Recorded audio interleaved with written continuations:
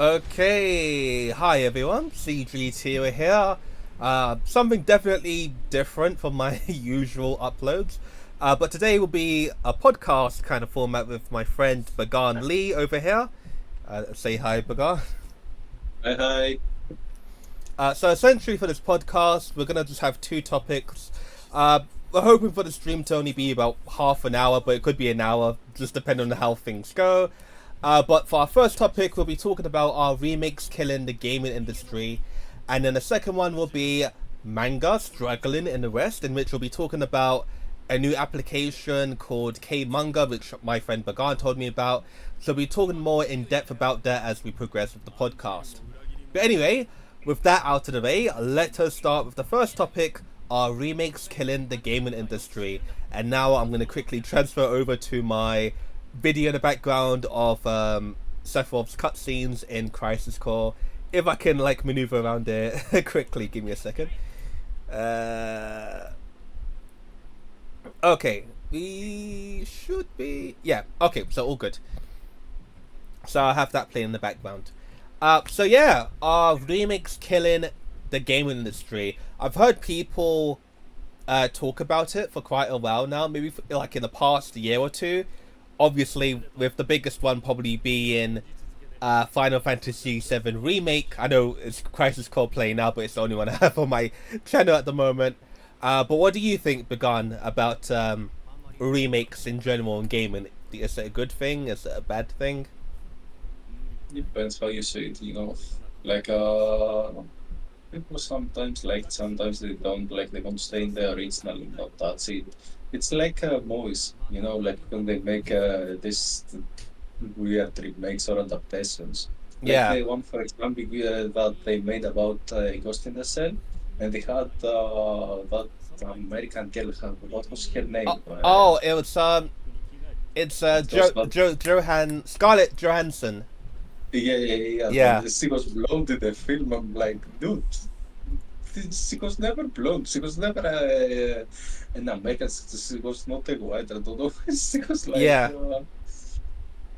she was just Asian. Like, you could see that.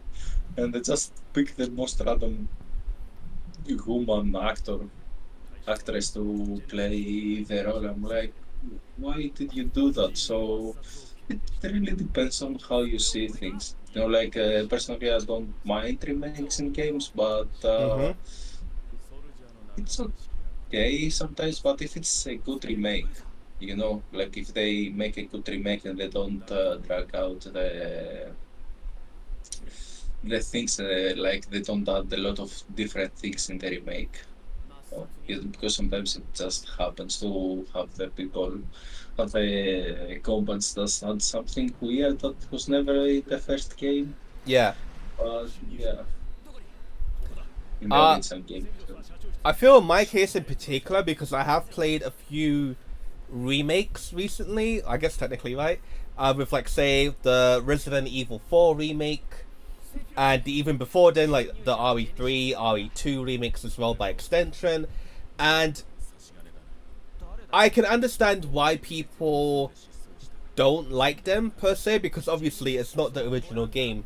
But then again, I'm of the mind as well where I feel these remake games in general are a supplement. They don't replace the original game. You can always go back and play the original game if you're on a PS1 or PS2 or whatever, or if you want to emulate it, cough cough cough. So you always have the opportunity to always play the original game if you don't like it, right? I mean, if you don't like the remake. But I Yeah, feel like the yeah. remakes in general, say for example the ones I played recently, Resident Evil 4, while it didn't include the Ada bonus content or whatever, in terms of the game itself, and for those of you who don't know, and just randomly stumbled upon my channel, I tend to specialize in Japanese content, right? So Japanese voiced content by Japanese voice actors and stuff like that. And with a lot of these games that are getting remade nowadays, especially Resident Evil, originally it only had the English voiceover.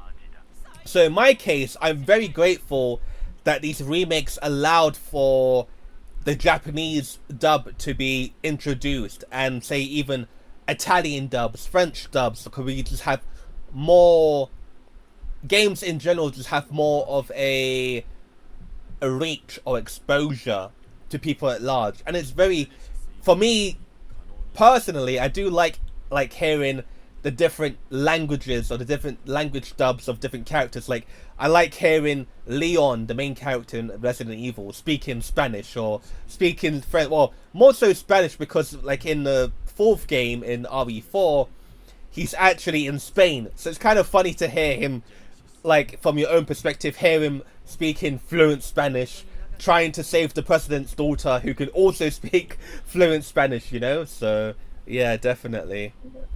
I mean, that's kind of really depends on the company how much they will put behind that idea. You know, like if you want to translate the whole game under like I don't know, like 20 different languages, it will cost a lot of money. I don't think like any company will want to do something like that. At least at this point, like even if they make a remake, they want to make it, to remake the game, and get some money from that remake. You know, like if you add a remake, if you make a remake and you start adding like 20 different languages, even if you, like let's say that every character, like every voice actor will get paid, I don't know, $100 per hour or something like that. I really don't know how those these payments in voice acting. So I could probably imagine that for like the Japanese and English voice actors. For the other European languages, I'm not too sure if they'd be getting paid like 100, like say euros an hour, maybe like 50, 60, depending on obviously what they've done before. But no one will do that. yeah, like, no one will actually go and be like, okay, I will lose like a day or two or something. Like we'll have to learn the, I don't know, like how many lines to be in the game and speak for hours and to get $60 out of it. Like it's pointless. Like no sane person will do it unless the only reason they will do it is if they starting. Like if they starting now and it's a good gig, like to translate and be a voice actor under a well-known game is something that a lot of people will want to do. Yeah. Oh, for sure. I can imagine, well, luckily and fortunately for, say, games like Resident Evil, technically they are quite short in terms of the actual, like, voice content. So it is manageable, but say something like Final Fantasy VII, I think they only have English and Japanese because these games can be quite long, right? They can be like 50 hours or 70 hours of gameplay. So I can see why from Square Enix's position, why they will just prioritize English and Japanese. Because from what I've heard and what I've seen personally, say in terms of like Europeans, a lot of French people prefer Japanese voiceovers to English when it comes to like Japanese video games and stuff like that. So yeah, it's the same, I think it's the same with every country.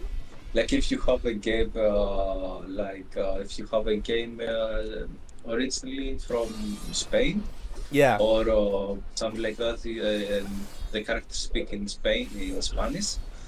You would want to feel the way the characters speak and just read the subtitles. At least for me, you know, like it's not everyone. So I think it's depends on the person, but I think most people choose to not have dubs these days. Like they want to read the subtitles and hear they actually voice acting, the feeling, their voices, how they act, how they react, the ups and downs in the voices. They are scared, if they are disordered, or anything, like they are happy or something.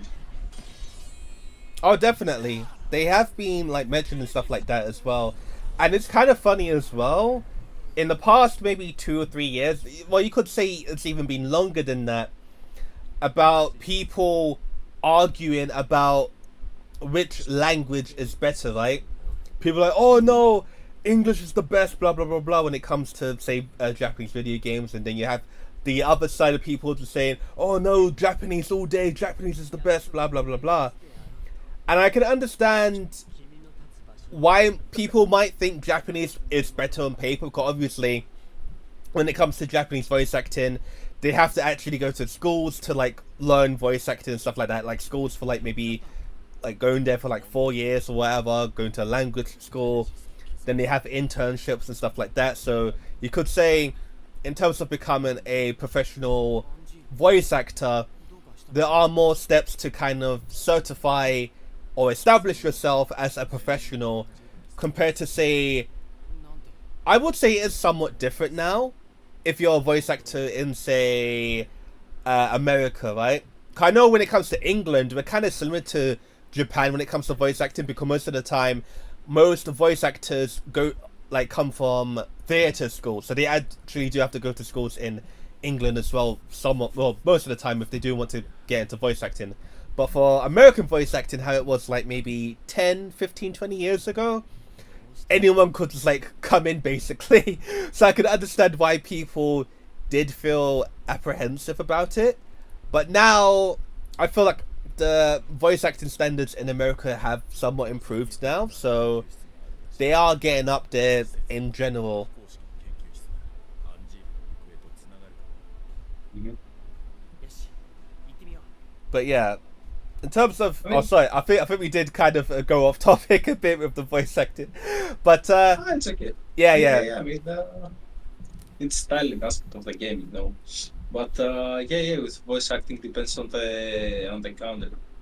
Like in US, I don't think it will be like they will have a different mindset about it. You know, like I have seen some like a streamer that I was watching back in the days. Yeah. That she got into voice acting, and she voice acted some really well-known anime lately, and I don't know. I saw her that she liked what she did, but I don't think she does it for the money. At this point, I don't think it's so much money that she gets so much money from that it can drop everything else she does just to focus for that. You know? Wow. Because she's streaming music and all that, so Yeah. it's kind of different. Depends on the country, and like you said, like in Japan, I think it's more established. You know, like in US, they have this. They don't have the same opportunities because it's so many people want in US to be something, and voice acting is one of the biggest because it's kind of okay, I guess, for them. Like the people of the people like, but the people that choose to go under voice acting, they know that they will have to stop one day. You know, it's not like the big voice actors, like the people of the voice acting over at Family Guy. Those people are getting paid well, okay? Oh yeah. It's a running show, and God knows when things. Oh yeah. When it comes to obviously the bigger shows like Family Guy or The Simpsons, like those actors are definitely the creme de la creme, as you'd put it. Like those voice actors were just, I guess, lucky. You can say. You can say that they were lucky a bit, that they got a gig and just blow off. Yeah, the show blew up, and then obviously they stayed behind, and so it's fine, I guess. If people do what they like, it makes them happy and they make some money, it's fine. But I think most voice actors just started from voice acting and they want to go into movies like theater and stuff like that. It's like a stepping stone to the community for most people. Yeah, normally a stepping stone, but you definitely do have some people that just like stay with voice acting forever. I think a popular example would be Troy Baker, or I said, wow, I really butchered it. Troy Baker, who voiced Joel from The Last of Us, the main character from The Last of Us, and a good amount of character. I think he also did Ocelot from Metal Gear Solid 5. But yeah, he's been doing voice acting for a long time, but he only recently did a live action role, and it was for like the live action adaptation of The Last of Us, and he didn't even play the character he voiced in the game, but it was an interesting cameo. But to my knowledge, that was the only time he's ever done like live action kind of acting, right? So yeah, they normally don't really transition from voice acting to live action or even like theater work, so they normally just stay where they are. But yeah, I mean, again, I think it's kind of normal to stay where you are more comfortable at. You know, like you don't see like a guy, I don't know, like a technician, like a computer technician going it's surgery and being like, okay, let me fix that. definitely Maybe not. that's the guy, yeah. Definitely not. Like, well, Oh what I'm man. doing here, so yeah. It's very, but back to the remakes. Yeah, I think it's kinda iffy problem, like a topic, and a lot of people don't really like talking about it Mm. because they know like they will get into not fights with their friends, but mostly altercations with their friends for which game was the best. And at the end of the day, if you like the original and not the remake, it's fine. Just go play the original. Like it won't be anything. Like no one will kill you for that. No one will like no one will say something if you like the original. People that they play the original and the remake and they like the remake as well, they're like both are fine. Like I enjoyed both, but I prefer both or maybe one over the other of the time. But Mm-hmm. you know, it's kind of weird topic to talk about because people have struggled in it lately, and it's not nice. But yeah, remakes. I think it's a good thing.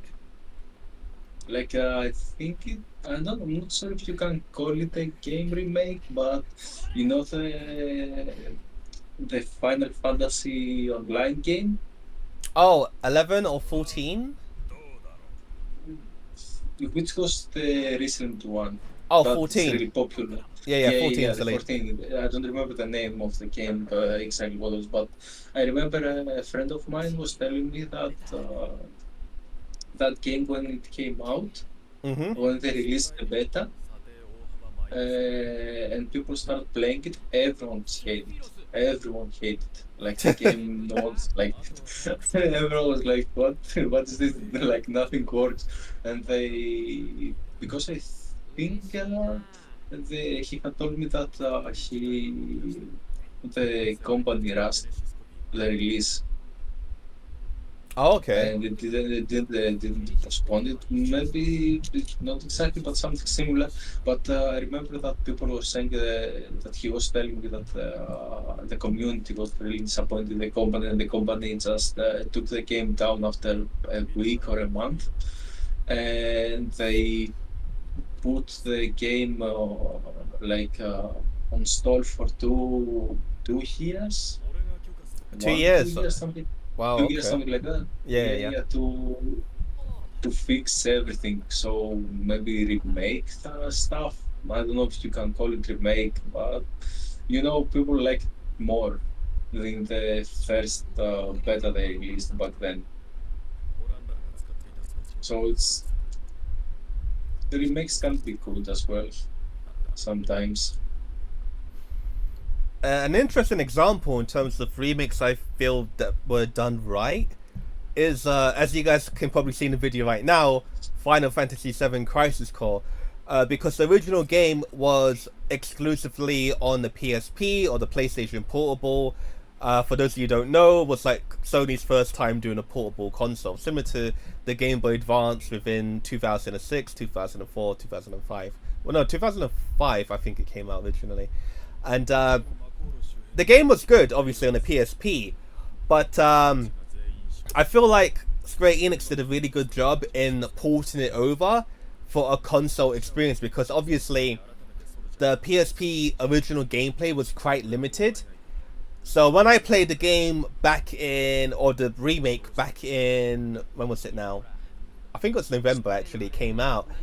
And I had a really good time. I definitely think it's the definitive way to play the game now. And the game's even on the Nintendo Switch. So if you guys still want to play it in a portable manner, you can play it on the Nintendo Switch.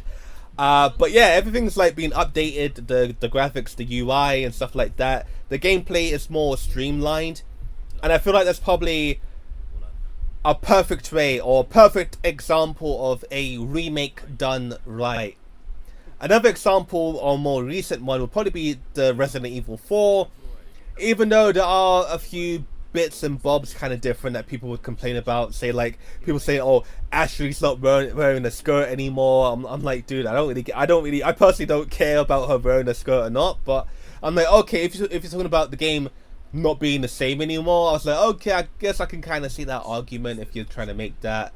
So yeah, a perfect remake in my opinion would obviously be Crisis Core, because it's the exact same game but just updated with better gameplay essentially. So yeah, definitely ways of doing it right. And that, well, I'm thinking to myself now, and I'm like, huh, has there really been a time where a remake has been bad?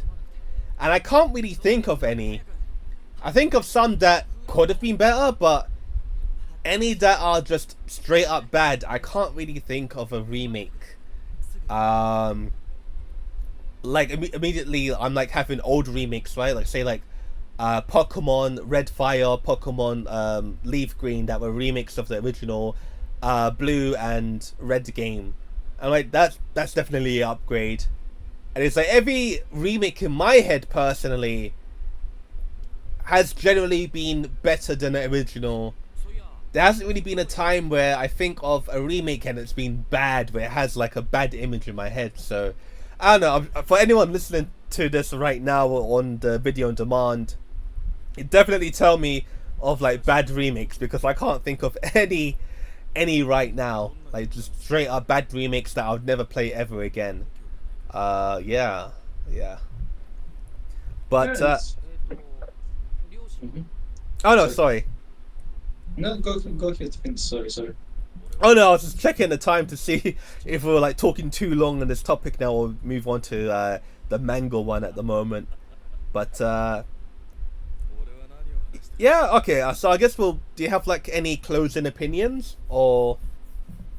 I don't know, I just want to say, I think to ask mostly because I don't remember, like, didn't they made a remake about God of War recently?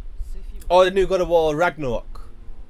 No, the old God of Wars, like God of War 1, 2, and 3, I think they got remaked.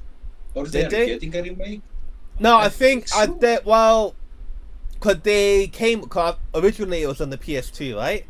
And then they did the HD remaster for the PS3, but nothing. It was just like a graphics update. Well, not really more like a filter upgrade. But they didn't really remake it. I haven't heard of anything about a remake of the original trilogy, though. Oh, I thought they made a remake for some reason about that.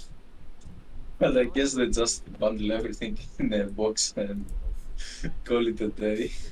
Well, I feel like it might be kind of difficult to make the original games again. Obviously, as you can tell by like the what would you call it, the zeitgeist of the political climate and stuff like that. There was a lot of stuff in the original trilogy that was very adult orientated.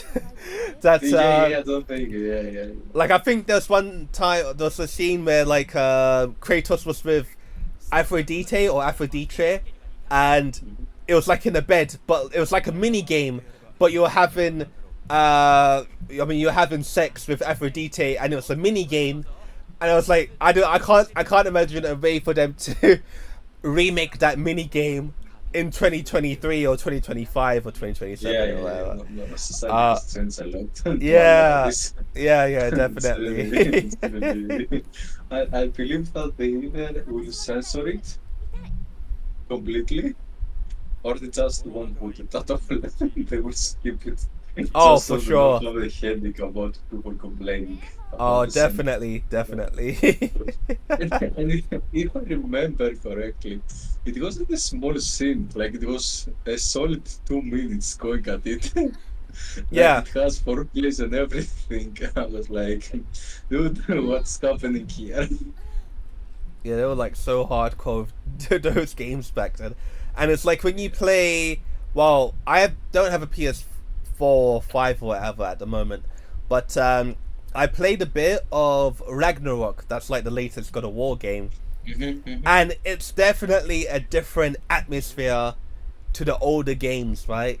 It's like it definitely is a different experience. I don't know if you have the chance to play it at some point, you'd understand what I'm talking about. I don't own the game, but like from the hour I played, I was like, it's just a completely different atmosphere in terms of how the characters interact with one another. I mean, Kratos is still very brutal, like he was in original games, but like I don't know, he's more. I don't know how would you put it. He's more reserved in how he gets angry, and Yeah. so yeah, he's like a cultured barbarian, if that makes any sense. A very cultured barbarian. They made too polite. He's saying, excuse me, thank you too much. That's Yeah. definitely a different character now. Yeah. But yeah, that will bring an end to this portion of our podcast, and I guess we'll move on to our second one. So I'll quickly change the videos. Give me a second. Here we are. So technically, we're not doing a manga, or it's just another video game we have it played in the background. But give me a second. But yeah, our second topic, like, is manga struggling in the West at the moment? And so me and Bagan were talking a bit earlier about how people can access manga as a non-Japanese person. From my own personal experience, well, no, as our own personal experiences, we have actually scanlated manga. More so in my case, I have mostly just done translation, and I've done a few like solo projects in the past. And Bagan has done a lot of stuff as well, including typesetting, so like typing stuff down, cleaning, which is very difficult. I can barely do cleaning on mangas, and also just other stuff as well. So I don't know if you want to give your like own introduction into your experience with manga before we go deeper into the topic. Well, it's not really. If you want to get out of manga, you need to really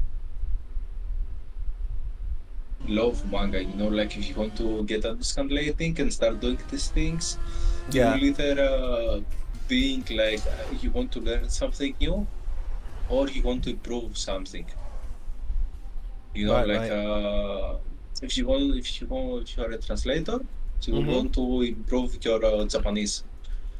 Not speaking, but maybe writing, writing. Yeah. things like that. But if you are an editor, you want to improve something else, like maybe you want to learn how to typeset manga, like to put words in the bubbles and stuff like that. But Yeah. it really depends, like what each and everyone want to do.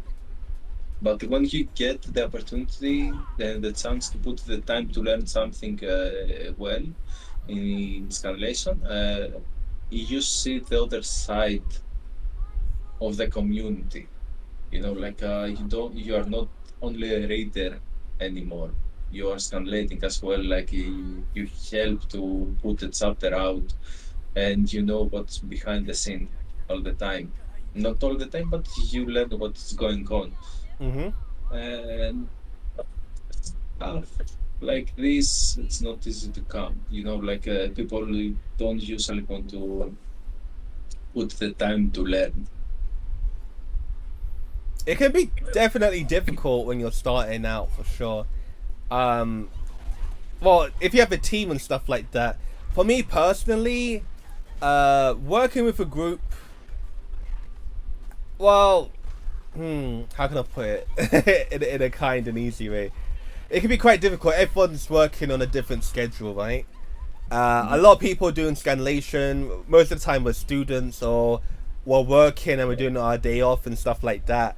So, if it's a project you're very interested in, per se, it's going to be hard because everyone's working on a different schedule. Your cleaner might only be able to put in an hour per week, or then your typesetter can only put in half an hour every 2 weeks and stuff like that.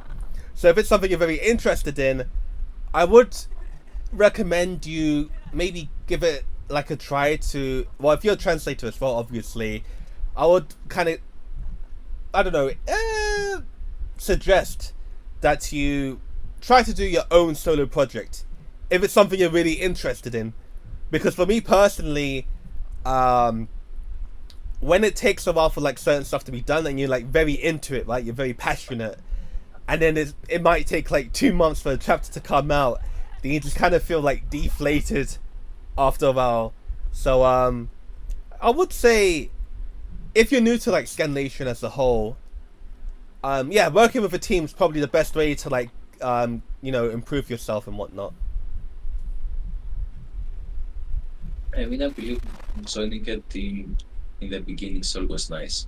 Like they teach all the aspects and what you need to be careful, but not a group that does whatever.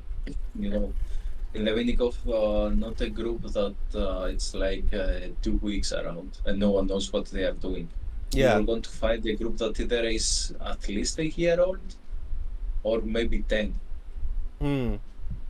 and they are still active. Because if you go to a group that it's like 2 weeks old or like maybe 2 months, Yeah. if the person if the people that they made the group uh, aren't previously translators and they have some experience, everything will be all over the place. So you won't have the full opportunity to learn and talk about people like to help you and stuff like this. So in my opinion, it's best if you find a group to get in that is around for a while and not just go for a random group. And of course, like you will want to find a group that matches your channel, like what you like in mangas, seinen, shonen, or anything, shoujo or anything like that. Because if you like shoujo and you go to a seinen manga, seinen group that mainly focuses in shonen, shonen or seinen mangas, you won't have fun. Like you won't like what you are doing most of the time, unless it's a specific series that you want to work on, and that would be it. But if you want to learn and do, just find a group that is interesting to you, like it sounds interesting, and you will want to work with them.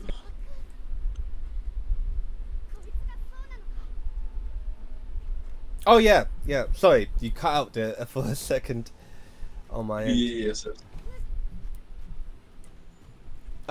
Yeah. So, yeah, that's pretty much our introduction in regards to manga, and I guess we'll be talking about at the moment what kind of ways you can use to acquire manga. So obviously, I'm based in the UK, and the only really way for me to acquire manga is say like online shop, right? Online bookshop. You have stuff like Amazon, obviously. Then you have Forbidden Planet, which is a comic and manga kind of specialist store. And I think well, we also have this new app we're about to talk about. But yeah, so far, I don't know. I'd say even today, it's still somewhat. I mean, compared to Japan, obviously, it's still inconvenient to kind of catch up on manga.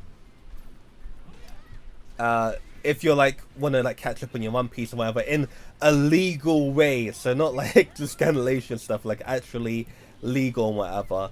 But you do have certain sites like, say, I think it's the V Jump website that updates like every day or something. Is it the V Jump website? I'm not too sure. It's some branch of Jump.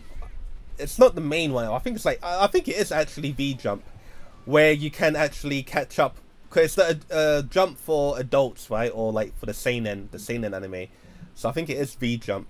So with them, I think they actually do upload their mangas for free, but I think if you want to get the manga earlier, you do have to be a member, or you have to like pay additionally. I think it's like maybe like $5 a month or something like that. So it's quite affordable, but it's still somewhat inconvenient. But yeah, how about you, Bagan? Like, how easy is it to access legal manga in your country? Not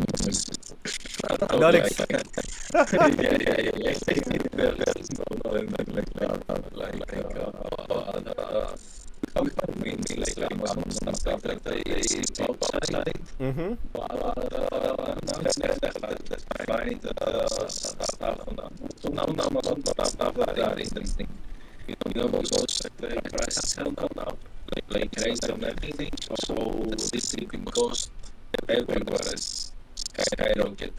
It's not as bad as it was a few years, like a few months ago, but it's still kind of inconvenience. Yeah. So it's not like we can go to a store and buy something.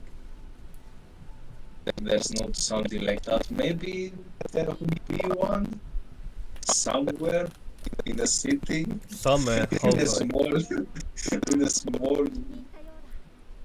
let's call it a small room. Maybe a small room inside the house. The guy had just mangas. Oh man. Wow. Mangas, and someone was there. Sounds very old school.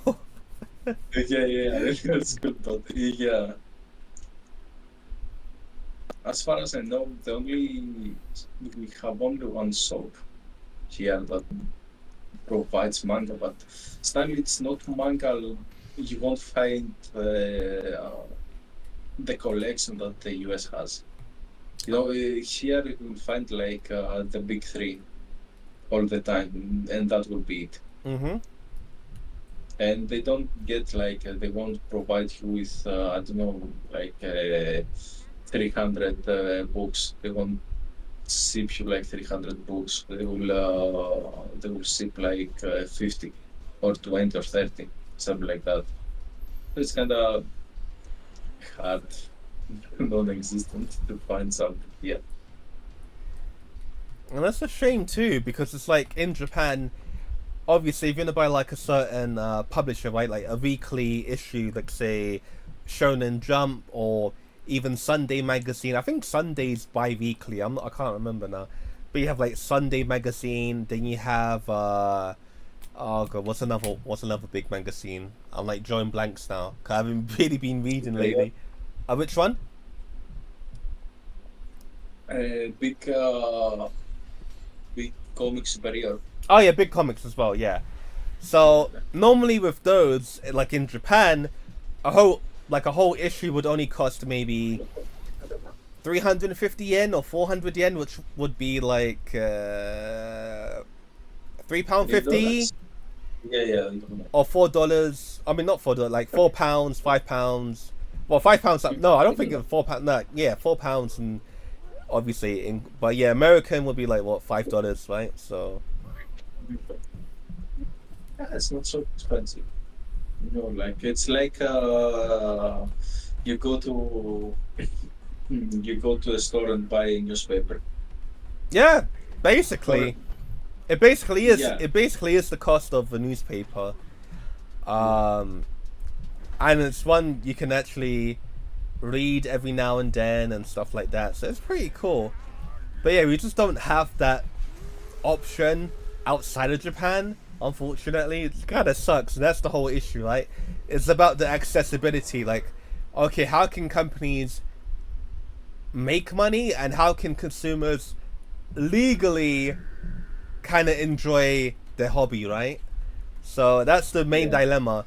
And obviously, because we've worked on scanlation, we're not entirely clean, but like, so if people want it for the collection, if people want to support the actual mangakas, it's quite hard because I can't remember. I think it was a news article maybe 5 years ago, and I think it was either with Akira Toriyama, the mangaka for Dragon Ball, or it was Tite Kubo, the creator of Bleach.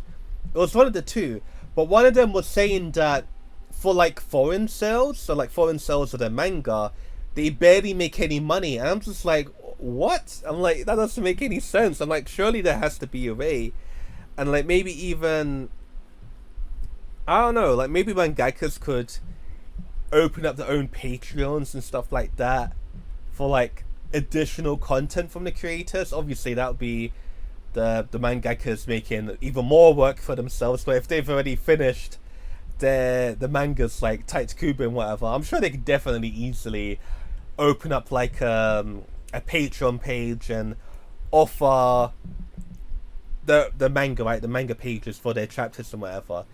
I feel like that'd be a way for them to kind of, well, a way for fans to directly support mangakas instead of most of the money just going to the big publishers, and you have mangakas like going bankrupt and mangakas like getting hospitalized. Like, who was the guy who does Hunter x Hunter?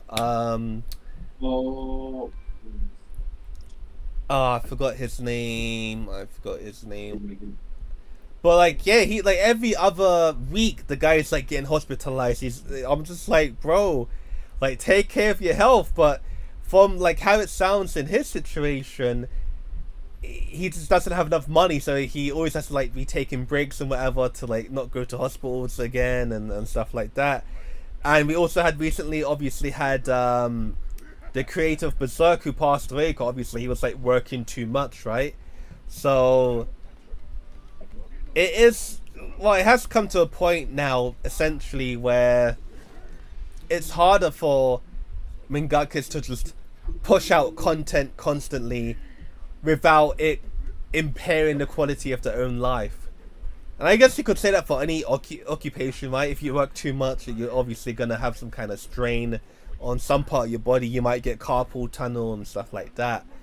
But yeah, definitely it could be improved upon, or maybe even like creators can, or mangakas in general, could just start their own kind of publishing company, right?